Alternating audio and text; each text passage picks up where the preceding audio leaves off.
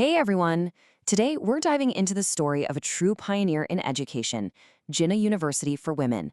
It was the very first of its kind in Pakistan, and it's built on an incredible legacy of empowerment.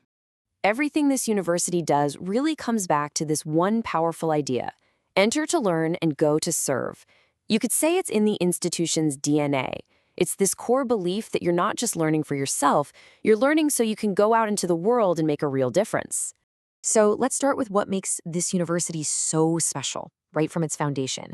It was created as a place exclusively for women. And here's the key thing to remember. Jinnah University for Women isn't just another university. It is the very first women's university in the entire history of Pakistan. Just think about that for a second.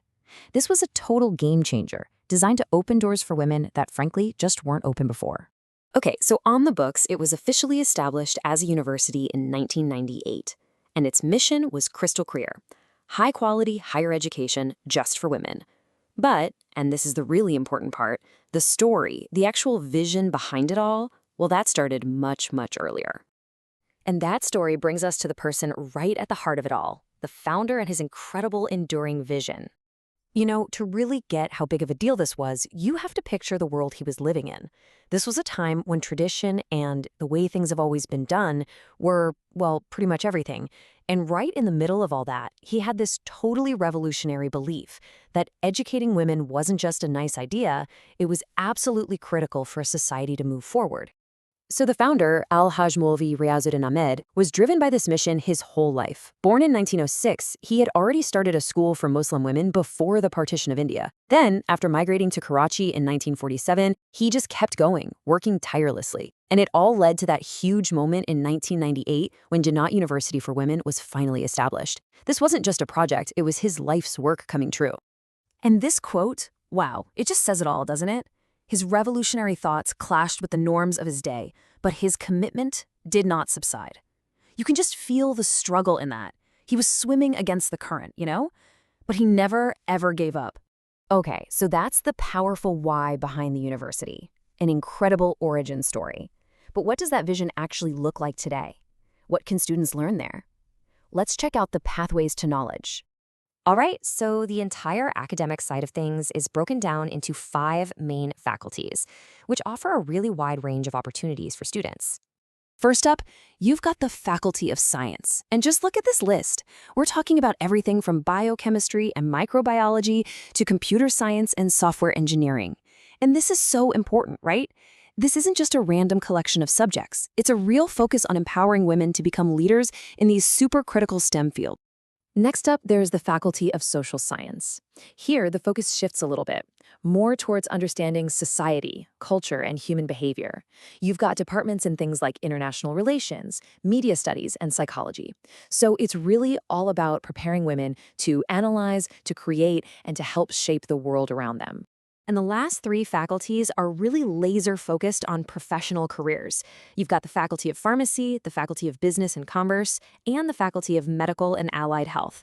So you can see, these are all about giving students very clear, direct paths into some of the most important sectors of the economy. So academics are obviously huge, but a university is so much more than just classrooms and lectures, right? So what does life on campus actually feel like? I mean, that's the real question, isn't it? What happens when you step out of the lecture hall? What's that day-to-day experience like for a student? Well, to make sure students have everything they need to really thrive, the university has built this incredible support system. We're talking about the stuff that really matters: a great central library, sports facilities to stay active, and even practical things like an on-site medical unit and career counseling. It's all designed to help students succeed. And that campus life is just buzzing with activity. It's not just about studying. Think of the school year as a journey with these amazing milestones. One minute, you're sharpening your career skills at the annual job fair. The next, you're showing off your innovative ideas at a food expo or engaging with thinkers from around the world at a conference. It's a super vibrant place to be. All right, let's bring this all full circle. This is where we see how that founder's original vision is still so alive and well today. The mission absolutely continues. Remember that one man with a revolutionary idea we talked about? Well, look at this. Today, Jinnah University for Women is home to over 7,000 students. 7,000. That's just Wow. It's staggering proof of how powerful one person's vision can become over time. And every single one of those 7,000 students is a part of that legacy now.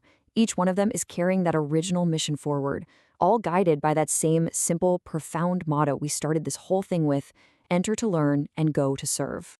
It all comes back to that incredible ripple effect, doesn't it? And it leaves us with one last really important question to think about. When you educate one woman, who else feels that impact? Who else is empowered? I think the story of Jinnah University for Women gives us a pretty clear answer. Everyone.